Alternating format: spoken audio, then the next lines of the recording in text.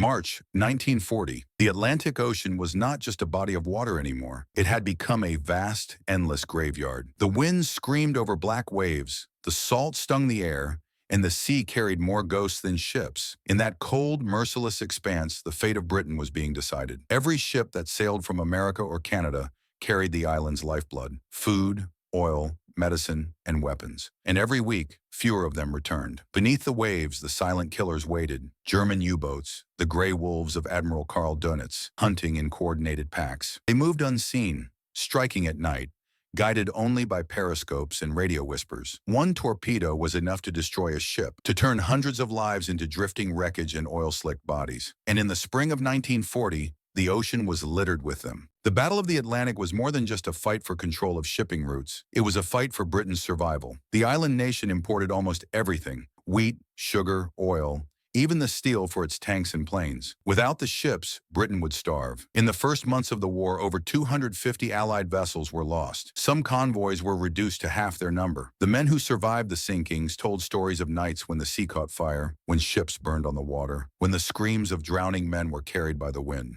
The North Atlantic was cruel and indifferent, swallowing steel and men alike. Winston Churchill, then First Lord of the Admiralty, watched in horror as the losses mounted. He would later write that the only thing that ever truly frightened him during the war was the U-boat peril. The Luftwaffe could bomb cities, the Wehrmacht could conquer nations, but the U-boats could strangle Britain without ever being seen. Yet even as Britain tried to fight this visible, brutal threat, another far stranger enemy appeared, one that was invisible, silent, and entirely new. It began quietly, almost mysteriously. In late 1939, British destroyers patrolling home waters started to explode without warning. There were no torpedoes, no periscopes, no mines visible on the surface. The destroyer, HMS Gypsy, was blown apart near the English coast. Days later, a merchant ship suffered the same fate in what was supposed to be a safe harbor. The Admiralty was baffled. These weren't attacks from the depths. They were happening in calm, shallow waters, far from U-boat reach. The first thought was sabotage, but that theory didn't hold. Then one day, near Shoeburyness, observers saw something strange: a German aircraft flying low and dropping a dark metallic object into the mudflats. A Royal Navy bomb disposal team was dispatched. The men moved slowly, cautiously, across the cold sand. The tide was coming in fast. They dug through the wet mud until they uncovered something new. Something terrifying: a sleek, round mine, unlike anything they had seen before. There were no horns or contact triggers, no wires. Inside, it was a delicate mechanism that would change the war: a magnetic sensor. This mine didn't wait for a ship to touch it. It waited to feel it. When a steel hull passed overhead, its magnetic field disturbed the mine's sensor, triggering an explosion. The discovery sent shock waves through the Admiralty. The Germans had found a way to weaponize the invisible force of magnetism itself. Every ship on Earth, simply by being made of steel, carried its own magnetic signature. And now that very nature, that invisible fingerprint, could kill it. Britain's ports, the arteries of its survival, had become death traps. Merchant ships exploded in their own harbors. Naval destroyers couldn't leave port without risk. The nation that ruled the waves was being held hostage by unseen weapons lying silently on the seabed. In that moment of panic and confusion, the call went out for anyone who could help. Not soldiers, not sailors, scientists. And among those who answered was a quiet, unassuming Canadian named Charles Goodeve. He wasn't a commander or a pilot. He was a chemist, a man who understood physics, magnetism, and the strange behavior of invisible forces. Before the war, he had been a university lecturer. Now his battlefield would be the laboratory. Goodeve examined the captured German mine carefully. He realized the weapon wasn't unstoppable. It was simply clever. The mine sensed the Earth's magnetic field being disturbed by the steel of a ship. If he could find a way to neutralize that magnetic signature, he could render the mine blind. "The ships are magnets," he said. "We must make them not magnets." His idea was daring: to create an electrical current that would cancel out the ship's magnetic field. He proposed wrapping each ship in electrical cables, running a current through them, and using the generated magnetic field to counter the natural one. The Admiralty officers who listened to him were skeptical. Some even laughed.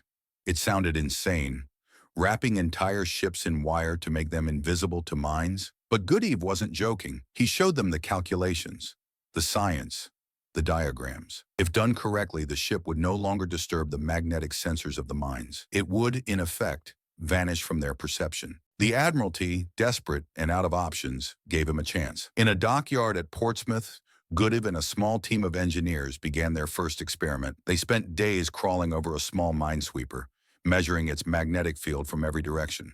Using almost 2,000 feet of copper cable, they wrapped the hull, connected it to a generator, and ran an electric current through it. The results stunned everyone. Instruments showed the ship's magnetic field dropping dramatically, down by nearly 90%. On paper, it was almost invisible. Goodeve's theory had worked, but this was only one ship. Britain had thousands. Warships, freighters, tankers, trawlers, all were vulnerable. If Goodeve's system was to save the nation, it had to be applied on a massive scale. That's when the real struggle began. Copper was already scarce. It was needed for aircraft, radios, and weapons. Now, miles upon miles of it would have to be used to save ships. Shipyards across the country were transformed overnight into degaussing stations, named after the process that would neutralize magnetism. Crews worked around the clock, wrapping ships in cable, testing, recalibrating, and measuring magnetic fields. It was dangerous, exhausting work.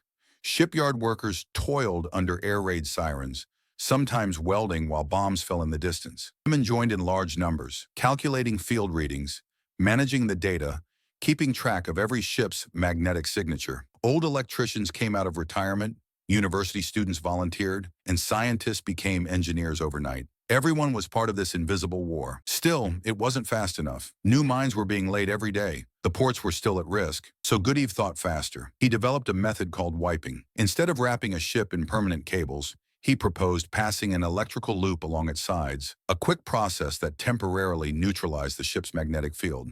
He also designed wiping stations, enormous coils placed at harbor entrances that could demagnetize ships automatically as they sailed through. It was genius in its simplicity and speed. Within months, major ports like Liverpool, Belfast, and Glasgow had them installed.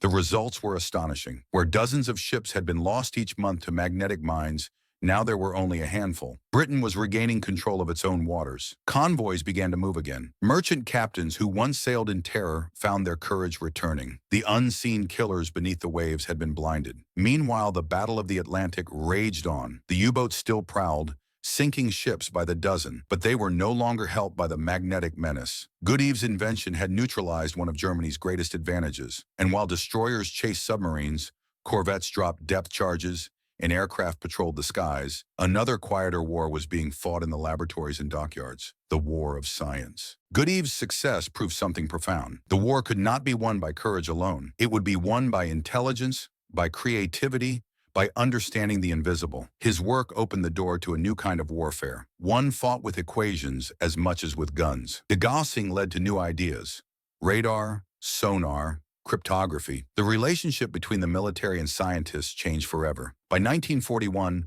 almost every ship in the Royal Navy and Merchant Navy was protected. Even American Liberty ships, mass-produced at a rate of 3 per day, were equipped with degaussing coils before leaving the shipyards. Germany tried to adapt, introducing acoustic and pressure mines, but the shock was already done. Britain had survived the magnetic storm.